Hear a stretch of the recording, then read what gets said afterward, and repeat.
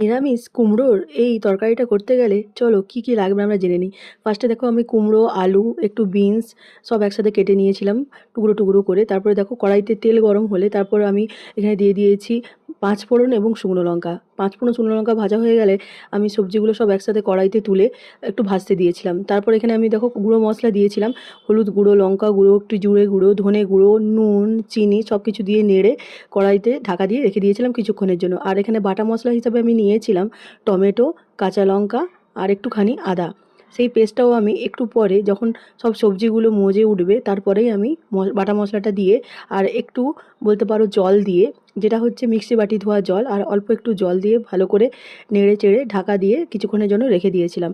ঢাকাটা খুলে এখানে আমি দিয়েছিলাম কাঁচা ছোলা, যেহেতু কাঁচা ছোলাটা ভালোই লাগে নিরামিষ রান্নাতে।